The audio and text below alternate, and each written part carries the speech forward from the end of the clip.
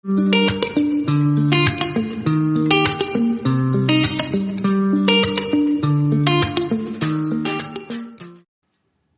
दोस्तों, आज हम लोग पढ़ेंगे हमारे अतीत के बारे में, जो कि है क्लास 6 का एसएसटी जो सीटेट के लिए महत्वपूर्ण है। इसके बारे में हम तो चलिए स्टार्ट करते हैं। पाठ का नाम है क्या, कब, कहाँ और कैसे। ये आपका निचोड़ है ना। पाठ सीटेट के लिए है ना, आपको पाठ पढ़ने की ज़रूरत नहीं पड़ेगी। उसका जो मेन पॉइंट है वो इसमें मैं डाल दिया हूँ कि क्या मेन पॉइंट है पूरे पाठ का, निचोड़ एक्सरसाइज का। चैप्टर 1 है, क्लास 6 का एसएसटी है ना। और पाठ का नाम है क्या, कब, कहाँ और कैसे। चलिए इसके बारे में हम लोग कुछ पढ़ते हैं। पहला है कि लोग कहाँ रहते थे। लोग कहाँ रहते थे तो क्या है, नर्मदा यानी मध्य प्रदेश।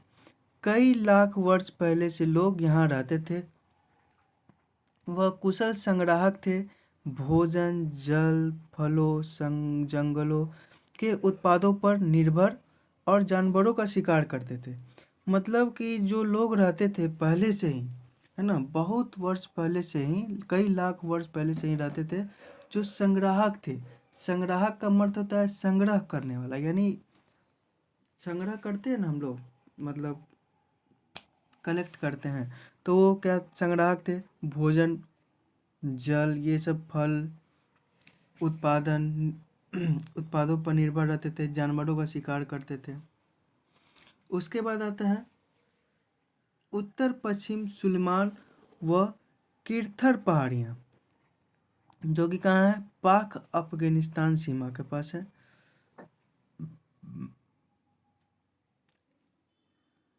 इस स्थान पर 8 वर्ष पूर्व स्त्री पुरुषों से पहले गेहूं और जौ फसलों को अपनाया आरंभ किया तथा भेड़, बकरी, गाय, बैल को पालतू बनाया और गांव में रहते थे। मतलब क्या हुआ कि 8 वर्ष पूर्व जो है स्त्री और पुरुष ने सबसे पहले गेहूं और जौ फसलों को अपनाया।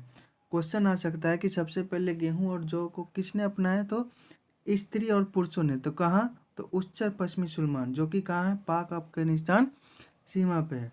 तो क्या अपनाया, जौ गेहूं को अपनाया आरंभ किया तथा भेड़, बकरी, गाय, बैल को पालतू बनाना आरंभ किया। उसके बाद आता है उत्तर पूर्व में गारो तथा मध्य भारत विंध्य पहाड़ियाँ। गारो, मध्य असम विंध्य पहाड़ियाँ, मध्य प्रदेश, यहाँ पर कृषि का विकास हुआ। सर्वप्रथम चावल विंध्य के उत्तर में उपजाया गया था। तो क्या हुआ, देखिए चावल सर्वप्रथम कहाँ अपनाया गया, उपजाया गया, तो उत्तर पूर्व में गारो यानी विंध्य पहाड़ियों में। किसके थ्रू, सर्वप्रथम तो गारो असम के मध्य प्रदेश में, जहाँ कृषि का विकास हो रहा था, है ना। और सर्वप्रथम चावल वहीं पे आपको उपजाया गया था। उसके बाद आता है सिंध व सहायक नदी। 4700 वर्ष पूर्व आरंभिक नगर फल फूले गंगा व तटवर्ती इलाकों में 2500 वर्ष पूर्व नगरों का विकास हुआ, है ना। नगरों का विकास हुआ। उसका देश का नाम कैसे पड़ा, तो इंडिया, जो हम लोग का देश का नाम क्या है, इंडिया। इंडिया को क्या बोलते हैं हिंदी में, भारत, हिंदुस्तान, है ना। तो इसका नाम कैसे पड़ा, तो इंडिया शब्द इंडस से निकला है, जिसका संस्कृत में सिंधु के नाम से जाना जाता है। और ईरान और यूनान वासियों ने सिंधु को इंडोस अथवा इंडोस कहा। तो ईरान और यूनान के वासियों ने सिंधु को क्या कहा, हिंडोस तथा इंडोस कहा। और इस नदी के पूर्व के भूमि प्रदेश को क्या कहा, इंडिया कहा। नदी को तो इंडस कहा, और इसका जो भूमि वाला यानी सतह वाला जो जगह है उसको इंडिया कहना प्रारंभ किया। भारत नाम का जो प्रयोग उत्तर पश्चिम में रहने वाले लोगों के एक समूह के लिए किया जाता था कि इसका वर्णन ऋग्वेद में मिलता है। मतलब जो नदी है उसको तो इंडस बोलते थे, और जो भू इलाके में वो लोग रहते थे, उत्तर पश्चिम के रहने वाले जो लोग हैं, उनके लिए इंडिया कहा जाता था। इसका जिक्र जो है आपको ऋग्वेद में मिलेगा। क्वेश्चन क्या हो जाएगा, इंडिया का नाम किससे पड़ा, तो इंडस नदी से पड़ा।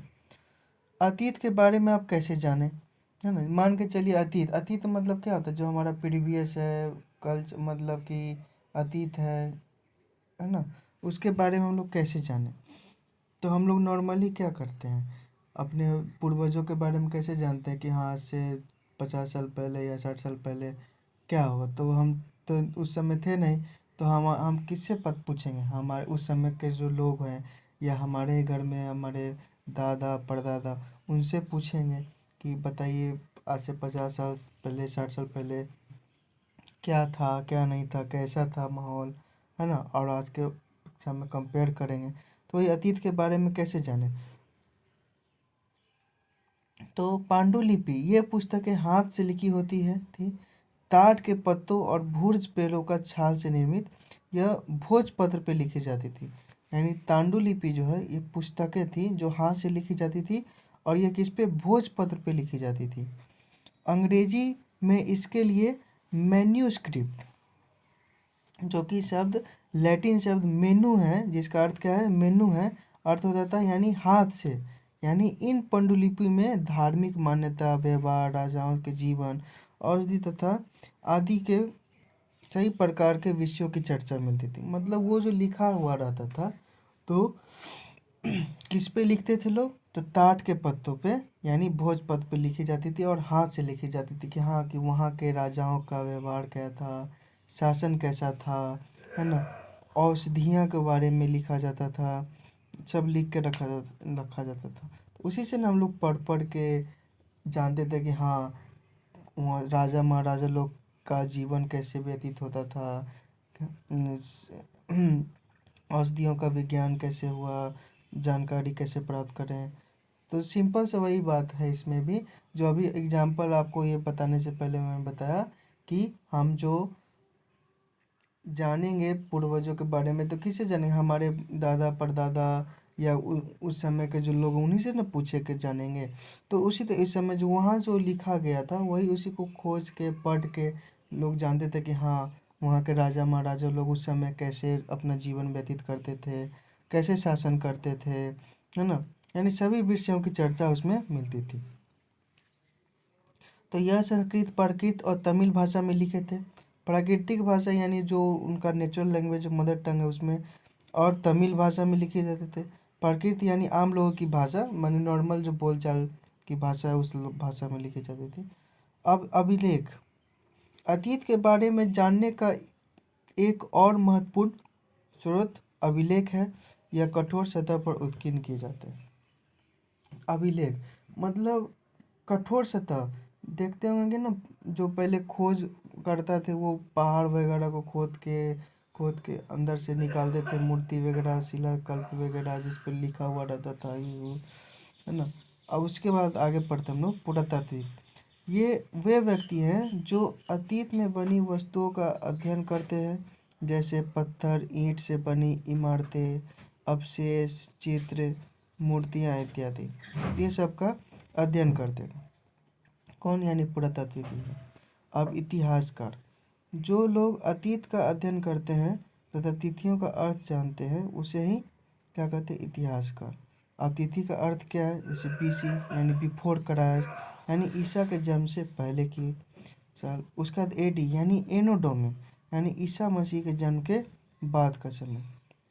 कुछ महत्वपूर्ण इसमें पॉइंट है। कृषि का आरंभ कब हुआ, तो 8,000 वर्ष पूर्व।